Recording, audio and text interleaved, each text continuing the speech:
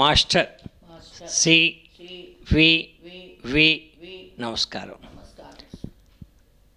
ఇప్పుడు తాతగారిని 10 సంవత్సరాలు ఒక గురువుగా, ఒక దైవంగా పూజించి సేవ చేసుకున్న మహానుభావురాలు మా పిన్ని, నేను పెద్ద కొడుకుని, ఎల్ఆర్కే మూర్తి గారి భార్య, విజయసారథి గారి అమ్మ అయిన మా పిన్ని పున్నమ్మ పిన్ని మాట్లాడుతుంది తాతగారి గురించి. ఆమె 10 సంవత్సరాలు సేవించుకుంది, వాళ్ళ ఇంట్లో ఉన్నారు తాతగారు ఇక్కడ. కాబట్టి ఆమెని తాతగారి గురించి చెప్పవలసిందిగా కోరుచున్నాను. అయ్యా, నాకు తాతగారు అంత క్రితం గురు పూజల్లోనూ రామకోటోత్సవాల్లోనూ మా పెద్దక్కయ్య వాళ్లకు బాగా పరిచయం అయ్యి రామకోటయ్య గారికి దండం పెట్టవే అని అడిగేది. ఆ గట్టు మీద కూర్చుండేవాళ్ళు రామనామ క్షేత్రం పుస్తకాలు అమ్మే చోట. ఏమో ముసలాయన కూర్చున్నాడు, ఈయనకు దండం పెట్టేది ఏంది అనే భావన నాలో ఒకటి పడిపోయింది. ఊరికే చూసేదాన్ని, దూరం నుంచి దండం పెట్టే కానీ దగ్గరికి వెళ్ళి కాలు పట్టుకొని దండం పెట్టారు కానీ నాలో ఒక అహ ఉన్నది. ఏ మనిషిని చూసినా కళ్ళు మూసుకొని కాసేపు దండం పెట్టుకొని ఈ మనిషిని మనం దండం పెట్టచ్చా పెట్టకూడదా అనే టెస్ట్ చేసే బుద్ధి ఒకటి ఉన్నది, కొక్కరికాయ బుద్ధి. ఆ బుద్ధితో నేను పెట్టలే. ఇట్లాగే జరుగుతుంటే రామనామ క్షేత్రంలో రామకోటోత్సవాల్లో గురువుగారు మందిస్తుంటే వెళ్ళాం. నేను మా వారు ఇద్దరం వెళ్ళాం, పిల్లలు మేము అంతా. వెళితే తాతగారు అటు ఇటు తిరుగుతున్నారు, ఈయన తిరుగుతున్నారు. వసే రామకోటయ్య గారే ఆయన, నమస్కారం చేయవే అన్నారు గురువుగారు, ఈకే గారు. అప్పుడు అసలు శంఖంలో పోస్తే తీర్థమవుతుందని పెద్దక్కయ్య చెబితే పని చేయలేదు. ఈకే గారు చెబితే నమస్కారం చేశా కానీ పరిచయం పెంచుకోవాలని అనిపించలే. మళ్ళీ అక్కడొక్కరో ముళ్ళు వచ్చింది. ఆ పరిచయం పెంచుకోవటంలో ఒక సంవత్సరం మా 4వ అబ్బాయి కనకమ్మ గారి ఆశ్రమంలో శ్రీరామనవమి చేస్తుంటే అప్పటిదాకా వడ్డన చేసి చిన్న మెట్టు మించి పడ్డాడు. పడి అది చెయ్యి ఫ్రాక్చర్ అయ్యి 2 సార్లు కట్టించినా అది సెట్ అవ్వక రామదాసు ఈ చెయ్యి ఇట్లాగే విరిగి వంకరతోటే ఉన్నది 6 నెలలైనా. తాతగా గురువు ఈకే గారు తెనాల్లో కళ్యాణ మంటపంలో అక్కడ 5 రోజులు ప్రోగ్రాం పెట్టారు. నేను మా కుటుంబం మొత్తం వెళ్ళాం. వెళితే అప్పుడు తాతగారిని చూసి అప్పటికే మా 3వ అబ్బాయి బుజ్జి ఆ తాతగారి దగ్గర పడుకోబెట్టమ్మా రావుణ్ణి చూస్తారన్నారు. కుంకుమ పూస్తూ తన దగ్గర పడుకోబెట్టుకున్నారు. ఊరికే కుంకుమే ప్రేయర్ చేస్తూ పడుకోబ్బాయి అంటే పడుకున్నారు. వాడు నిద్రపోతున్నాడు, ఈయన కుంకుమ పూస్తున్నారు. వాడు నిద్రపోతున్నాడు, ఈయన మొత్తం ముళ్ళు చెయ్యంతా దుప్పటి కప్పుకున్న పచ్చి నెత్తురు వస్తుండేది ఎప్పుడూ పాపం. ఇంతలో మేమేమో గురువుగారి దగ్గర కూర్చున్నాం సాయిబాబా గుళ్ళో తెనాల్లో. కూర్చుంటే ఎంతసేపు ఆయన్ని మంచినీళ్ళు అడిగిన వాళ్ళు లేరు, కాఫీలు అడిగిన వాళ్ళు లేరు. నేను మా రావుడు మావయ్య చెరో కాలు బిసుకుతూ కూర్చున్నాం. ఎంతసేపు బిసుకుతారే అన్నాడు గురువుగారు. అంటే నువ్వు ఎంతసేపు మందులు ఇస్తే మేము అంతసేపు బిసుకుతామని. తినరా పోయి అన్నాడు. మేము తినను ఆయన అన్నాం. కాదు, నీకు మంచి వ్యక్తిని చూపిస్తాను, గొప్ప వ్యక్తిని రా అన్నారు. నీకంటే గొప్ప వ్యక్తి నేను నువ్వనే అనేదాన్ని. ఆయన కృష్ణమాచారి గారు గురువు గారు అనే భావన నాకు లేదు. నువ్వే, నీకంటే గొప్ప ఎక్కడున్నాడు, నాతో ఎందుకు చతుర్లాడతావు, ఏం వద్దులే అన్న. కాదే పిచ్చి బొందా, నీకు అందుకే పిచ్చి పొన్నమ్మ అనేది, రా పోదాం అంటే చకచక మళ్ళా తాతగారు ఉన్న ఇంటికి తీసుకొచ్చాడు. తాతగారు కుర్చీలో పడుకున్న ఆయన లేచి, అయ్యా ఆచార్య వారు నమస్కారం అన్నారు. అయ్యా రామకోటయ్య గారు నమస్కారం, ఇది మనకు కావాల్సిన పిల్ల, దీన్ని నేను తీసుకొచ్చా, దీనింట్లో దీన్ని కనిపెట్టుకొని నువ్వు ఉండాల్సింది, దానికి సుఖం నీకు సుఖం అని నా చేతిలో తాతగారు చేయి పెట్టి, తాతగారి చేయి పైన తన చేయి పెట్టి 3 చేతుల అభయస్థంతో ఇచ్చారు. ఇంకేముందా, అప్పుడు ఆయన కొండ మీద దేవుడైనాడు. ఇంతలో పిల్లాడు కళ్ళు తెరిచేటప్పటికి ఏమీ లేదు, చెయ్యి శుభ్రంగా వచ్చింది మామూలుగా. ఆహా, ఇది మనం ఎన్నుకోదగ్గ వ్యక్తి అని అంటే మీరు రేపు దాని ఇంటికి వెళ్ళాలి అన్నారు. ఇంకేముంది, ఎవరో వెంకటరమణమూర్తి మన ఇంటికి వస్తున్నాడన్న భావంతో ఇళ్ళన్నీ కడిగి ముగ్గులు పెట్టి చక్కగా పసుంఖాలు పూసి తోరణాలు కట్టి గొప్పగా చేసే తాతగారు మన ఇంటికి వస్తారని. ఇంతలో మా 5వ అబ్బాయి, ఆ అబ్బాయికి సుబ్రహ్మణ్య శర్మ 7వ తరగతి చదువుతున్నప్పుడు జ్వరము, ఒళ్ళంతా పేడ పూసినట్టుగా కురుపులు, మళ్ళా గంటకల్లా ఆ కురుపులు తగ్గిపోతాయి, మళ్ళా పేడ పూసినట్టు, మళ్ళీ వాకిట్లో దుప్పటి దులిపి రావటం, మళ్ళా పేడ పూసి, ఇట్లా ఈ రకంగా రోజుకు 10 సార్లు జరుగుతుండేది. అప్పుడు అందుకన్నారేమో మాస్టర్ గారు అనుకున్నాం మేము. మాకు ఇంటి అడ్రస్ చెప్పలా, మేము వస్తామని ఆయన చెప్పలా, సరాసరి సంచి చేత పట్టుకొని మా ఇంట్లోకి వచ్చారు. ఇదేందా అని బిత్తరపోయినాం నేను మా అబ్బాయి వాళ్ళు. ఇదేందా తాతగారు మన ఇంటికి ఎట్ట వచ్చారా అని. శుభ్రంగా వచ్చారు, కుర్చీలో పడుకున్నారు. ఇక ఆ రోజు నుంచి చివరి క్షణం ఊపిరి వదిలేదాకా నా పిల్లలు నేను, అంటే ఎవరికి వాళ్ళు అట్టగే అనుకుంటారేమో, నేను మటుకు అదే ఆ ధోరణిలోనే, అదే. అసలు మేము నిద్ర ఎరగం, ఆకలి ఎరగం, తిండి ఎరగం, తాతగారే అన్నిటికీ తాతగారు. ఒక కూర చేయాలన్నా తాతగారిని అడగాలి. పిల్లలు 5 పిల్లల్ని కంటే ఒకళ్ళు బయటికి పోతుంటే, నాయన జాలయ్య కాలేజీలో అందరికీ చెప్పిరా నేను వచ్చానని ప్రేయర్కి రమ్మని. ఇంకో పిల్లగాడు బయటికి పోతుండే, అయ్యా పిప్పరమెంట్ బిళ్ళలు తీసుకురా. ఇంకో పిల్లాడు బయటికి పోతూ నమస్కారం తెల్లగాయితాలు తీసుకురా నాయన. ఇంకో ఆయన పోతే కరణం గారు మీరు ఫలాని వాళ్ళు చేయాలి, ఫలాని వాళ్ళు చేయాలంటూ. ఈ రకంగా నేను అనుకునేదాన్ని, ఇంకా 5 పిల్లల్ని కన్నా తాతగారికి సరిపోయేవాళ్ళేమో అనుకునేదాన్ని. అంత సంతోషంగా మాకు ఒక్క పూట తాతగారు రాకపోతే బిక్క చచ్చి పడుకుండేవాళ్ళం మేమంతా కూడా. మా ఇంట్లో చిన్న పోయి తాతగారు ఎక్కడికన్నా వెళ్ళిన ఫంక్షన్స్కు ఎక్కడికి రాత్రిపూట మా ఇంటికి వచ్చేదాకా మా చిన్న పిల్లలు, అప్పుడు మా అమ్మాయి 15 ఏళ్ళు 16 ఏళ్ల పిల్ల, ఆ పిల్ల అన్నం తినేది కాదు, మా చివరి అబ్బాయి అన్నం తినేవాడు కాదు. అట్లా అక్కడ భోంచేయమని తాతగారిని వాళ్ళు బతిలాడుతుంటే, అమ్మో మా పాపగారు మా అమ్మ మా బాబుగారు అన్నం తినరు, నేను ఇంటికి పోయే తినాలి. మా బుజ్జనికేవాడు నిజంగా వీళ్ళు తిన్నున్నారేమో, తాతగారు అక్కడ అంతమందిలో చెప్పొచ్చారు అనుకుంటే వాళ్ళు తినకుండా అట్టగే కూర్చుండేవాళ్ళు. మేము ఎంత చిన్న గదిలో ఉన్నాం. రోజుకు 70 మంది ప్రేయర్కి వచ్చేవాళ్ళు. 70 మంది తెస్తే చిన్న గదికి సరిపడా అరటిపళ్ళు వచ్చేవి. మేమందరం బయట ఉండేవాళ్ళం, ఇంటి వాళ్ళంతా ఎందుకంటే ఆ 10 మందికైనా మనం 10 మంది ఎందుకు చోటు వస్తుంది అని. వాళ్ళందరూ ప్రయాణ 2 రోజులు చూసాం, ఎవరూ పోవటల్లా. ఇంట్లోకి వచ్చి వండేటప్పటికి నీరసం వస్తున్నది. అందుకని మేము బయటికి పోయే లోపే మెత్తటి అరటిపళ్ళు 4 అటక మీద పెట్టి బయటికి పోయేవాళ్ళం. వాళ్ళు పోగానే ముందు 2 పళ్ళు ఆయనకు పెట్టి తర్వాత ఆయన గోధుమ జావ కాచేవాళ్ళం. ఇట్లా జరుగుతుండేది. అంత చిన్న ఇంట్లోనే మా రామకోటిరెడ్డి మార్కెట్లో చేరాలని కట్టుకున్న లుంగీతో వచ్చి 3 రోజులు మా ఇంట్లో ఉన్నాడు. స్నానం లేదు, అన్నం అట్టకే తినేవాడు, టిఫిన్ అట్టకే తినేవాడు, ఆ లుంగితో అట్టకే తాతగారి దగ్గర పడుకుండేవాడు. ఒక పిచ్చమ్మాయిని తెచ్చాడు, మరి వాళ్ళ బంధువో ఎవరో నాకు తెలియదు, తాతగారి దగ్గర చాపేసి పడుకోబెట్టేది. అంటే నేను అట్లా చేశాననే అసహ్యం నాకు లేదు, అదే అంతా ఆయన భావంలో ఉన్నాం కాబట్టి. తాతగారి దగ్గర కుర్చీ వేసి చాపేసి పడుకోబెడితే చాపలోనే దొడ్డి కూర్చుండేది. తాతగారిని కొట్టేది చచ్చెట్టు. ఆ మనిషిని చిన్నగా పక్కకు వీళ్ళమ్మ కూడా మా ఇంట్లో ఉంచాడు. ఆమె నేను కలిపి పక్కకు జరిపి ఆ చాప బయట బారేసేదాన్ని, ఆమె గుడ్డ చుట్టి. అప్పుడెప్పుడు తర్వాత తీసుకెళ్ళేవాళ్ళు. ఇక్కడ బ్రాడీపేటలో అమ్మగారి దగ్గరికి వస్తారు. ఇప్పుడు పెద్దవాళ్ళు ఏదో బిల్డర్ పని చేస్తున్నట్ట మనకను. ఆమెని ఒక జుట్టంతా ఇట్లా పోసేసి సినిమాల్లో చూపించినట్టు సన్నగా ఉంటుంది, దయ్యం బట్టిన ఆమెను తీసుకొచ్చి మన ఇంట్లో దించిపోయినాడు. దయ్యం అదే ఏదో అంటే అందరూ నమ్మరు. మనం ఇవన్నీ బయటికి అనౌన్స్ అయితే వాళ్ళు చూసావా మా మామి చెప్పింది అనుకుంటారు. కానీ దయ్యం పట్టిన దానాలే వాళ్ళ అన్నదమ్ముల కొట్లాటలో ఏదో ఆస్తిపాస్తుల్లో ఏదో చేశారు అని తాతగారు అంటారు. కడుపులోకి చీమతలకాయంత ఆహారం పోదు, కాఫీ పోదు, మనిషి శుభ్రంగా అనర్గళంగా మాట్లాడుతుంటుంది, పడిపోతుంటుంది. అట్లాంట మన ఇంటికి వచ్చి శుభ్రంగా వంకాయ కూర, గోంగూర పులుసు కూర, చిక్కుడుకాయలు రామకోటెడ్డి పంపిస్తే చిక్కుడుకాయ కూర, ఇత్తనాల కూర అన్నీ తింటుండేది. తాతగారికి అణాబెట్టి 3 ఇడ్లీ తెచ్చేవాళ్ళం. ఆ 3 ఇడ్లీలో ఒక ఇడ్లీ కాకి గారికి, ఒక ఇడ్లీ నాకు పెట్టండి మీ చేతి మించనేది. ఇక ఒక్కటి ఆయన తినేది పాపం. అట్లాగే ఆమె బాగుపడ్డది. అట్లా ఆమె ఇప్పటికీ ఆ గుర్తులోనే ఉంటారు. ఆ అబ్బాయి సుబ్బారావు దగ్గరికి కూడా వస్తుంటాడు నుంచి. తర్వాత మా ఇంట్లో విషయాలు, ఇక మా అబ్బాయికి అట్లా బాగాలేనప్పుడు తాతగారు రేయింబవళ్ళు మా ఇంట్లోనే. నాయన ఎక్కడికన్నా తెనాలి వాళ్ళు, జాగర్లముడి వాళ్ళు అడిగితే, అమ్మ కనకమ్మ గారు మీరు పడుకుంటారా ఈ పూట మా బాబు గారింటో, నేను తెనాలి పోయి రావాలి, నేను జాగర్లముడి పోయి రావాలి అనేవాళ్ళు. ఇద్దరు ఎవరో ఒకరు మా ఇంటికి గూర్ఖ తెల్లవార్లు.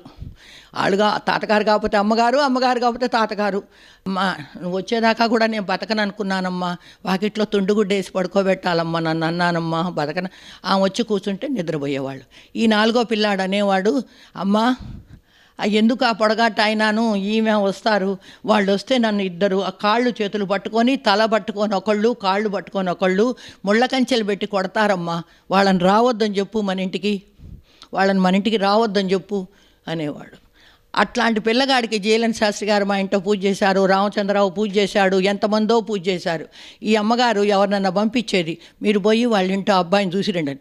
వాళ్ళు మన ఇంటికి వచ్చేవాళ్ళు కాదు, పెట్టేవాళ్ళు కాదు. ఇంట్లో మామగారు మనోడు పరిగెత్తుకుంటూ వచ్చి, అత్తయ్య గారు అమ్మమ్మ వాళ్ళని రావద్దండి లోపలికి అనేవాడు.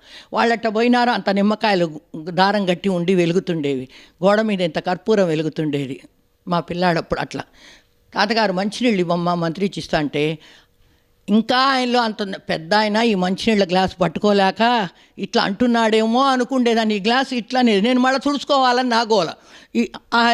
వాడికి ఇవ్వద్దు అని లాగుతుండేది చెయ్యి. అట్లా సంపూర్ణంగా. తర్వాత గురువుగారు అప్పుడు ఫారెన్లో ఉన్నారు, కృష్ణమాచారి గారు.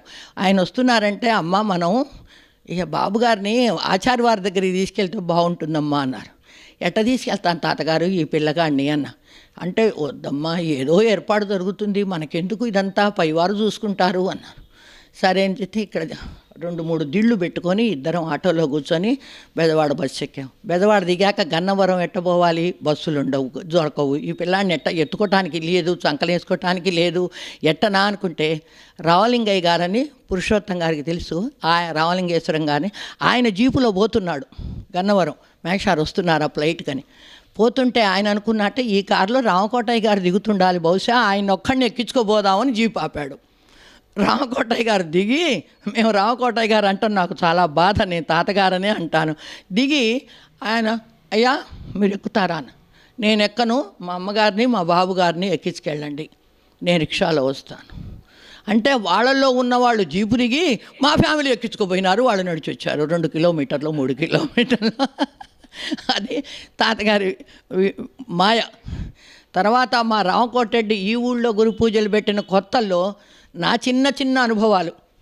ఆయన నేను కూరగాయలు పంపిస్తానని మొక్కున్నాడు, ఇస్తానన్నాడు. రంగా గారు చచ్చిపోయినారు, కూరగాయలు లేవు, మార్కెట్లు లేవు, బయటకు వస్తే గందరగోళం, చంపుతున్నారు, కాల్చుకుంటున్నారు, ఫైరింగ్ ఆర్డర్సు. ఏం వస్తాం? కనకమ్మ గారు నేనేమో అరండల్పేటలో రఘురామింటో డిసెంబర్ కాలు పెడితే పోతే వాళ్ళందరూ తాతగారి దగ్గర కూర్చున్నారు, ఇద్దరం రఘురామింటో కూర్చున్నాం.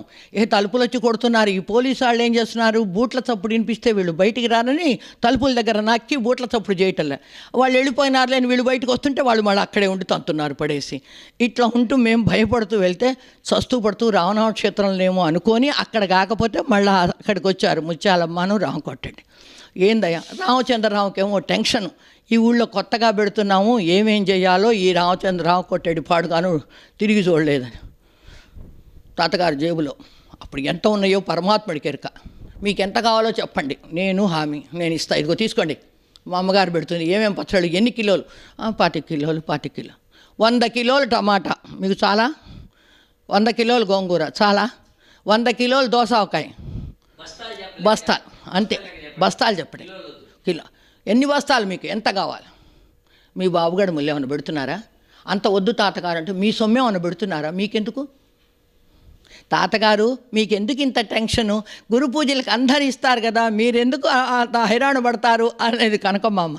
అట్లా కాదమ్మా, వీళ్ళంతా ఊరికే కూర్చుంటారు. ఇప్పుడు మీ దగ్గరికి కూడా ఇస్తట్లో అన్ని రకాలు వడ్డం చేసి మీరు అన్నీ అయినాక కాసేపు భజన చేసి భోజనం చేస్తారు. ఇవన్నీ ఎట్లా వచ్చినాయా అనే ఆలోచన మీ భక్తులకు ఒక్కళ్ళకు లేదు.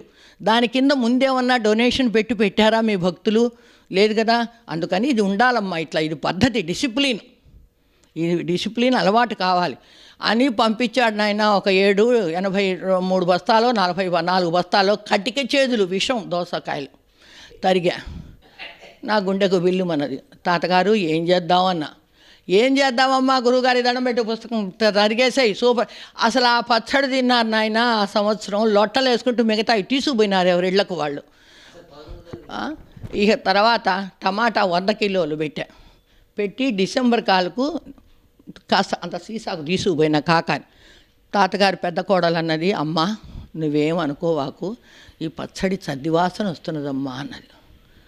నేనేమనుకుండేదేముంది, నా ఇంటో పెళ్ళా నేను తింటానా, నాకెందుకు, అసలు అంతంత పచ్చళ్ళు పెట్టడానికి మాకు ఉప్పు కారం ఎట్ట తెలుస్తుందయ్యా, తాతగారు ఎట్లా పెడదామండి అంటే, అమ్మ మీరు కళ్ళు మూసుకొని చాటతో ఉప్పు పోస్తుండండి, నేను కళ్ళు మూసుకొని ప్రేయర్ చేస్తూ అంట, అనేదాకా మీరు పోస్తుండండి, నేను అనేదాకా అట్లా పెట్టాను నాయన. బస్తాల పచ్చళ్ళు. ఆ పచ్చళ్ళ సీజన్ అయిపోయేది. మా రామకోటరెడ్డి ఒక్కసారి ఊరుకోడు. ఏదన్నా ఊరికి పోవాలంటే నేను తీసుకొచ్చి నేను ట్రైన్ ఎక్కిస్తా తాతగారు అనేవాడు. ఇంతే సంగతులు, పత్తా ఉండడు.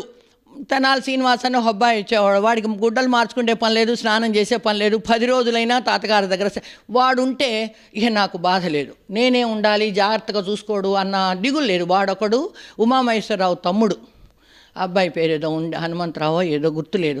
ఆ అబ్బాయి, వీళ్ళిద్దరు కనుక ఉంటే నాకు దిగులు లేదు తాతగారి దగ్గర. వాళ్ళు చక్కగా చూసుకుంటారు. లెట్రిన్కి పోయినా కడిగైనా తీసుకొస్తారు, వాళ్ళు అంత జాగ్రత్తగా చేస్తారు. అట్లా పడుకొని వాడు రైలు టైం అయింది, 7:17 మనిషి వాడు తీసుకెళ్ళాడు, ఎక్కిచ్చాడు. గబగబా వచ్చాడు, పిన్ని తాతగారే నేను 100 పోయి ఎంతసేపు అన్న.